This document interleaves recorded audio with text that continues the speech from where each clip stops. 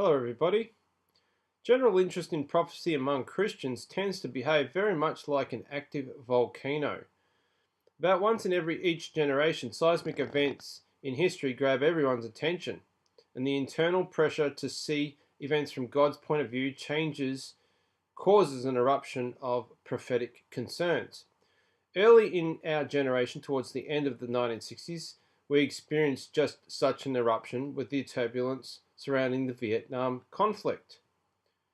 The heating up of the Cold War, the rise of the Jesus movement, and the publication of Hal Lindsey's book, The Late Great Planet Earth, among other things. Larry Norman's song, I Wish We'd All Been Ready, struck a chord of longing and urged our generation to get serious about Jesus.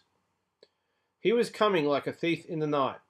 Prophetic students pointed to the rebirth of the nation of Israel and the rapidly closing time period following that, an event as indisputable clue to Christ's coming.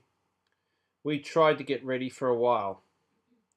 Unfortunately, like many examples of public fascination, the wide interest in prophetic issues gradually dwindled to the faithful remnant, who continually read the signs of the times and served the body of Christ with urgent warnings. The volcano seemed to go silent. Here and there, prophecy conferences still gathered, books were written, papers presented, and even heated arguments raged behind closed doors. The world quickly went on its way to more hopeful outlooks. The fall of the Berlin Wall, the explosive rise of the stock market, and boy, do we ever hear about that now with a certain man called Trump, and murmured promises that the world might finally be headed towards life as a kinder, gentler place. Now, Barack Hussein Obama has often said that the world is more kinder, gentler place, more prosperous, more, this generation is the best generation to ever been born in. Continual background trouble was ignored. Even the body of Christ seemed fascinated with herself.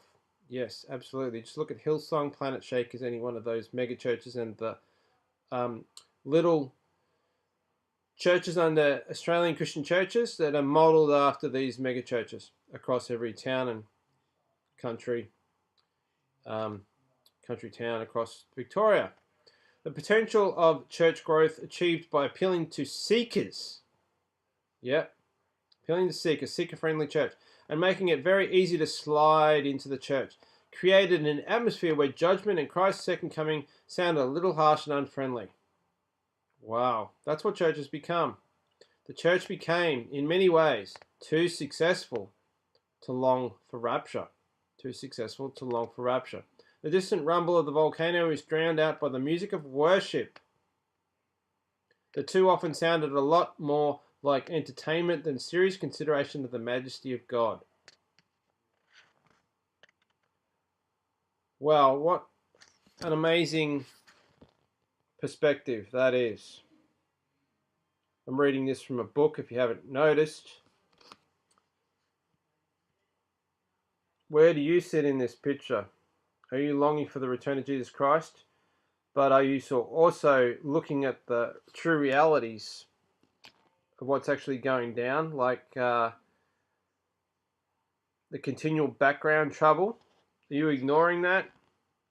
Like what happened in September of 2015 with the Sustainable Development Goals, setting up a new international order and the Mark of the Beast being initiated, called the ID4D program. Are you awake? Thanks for listening.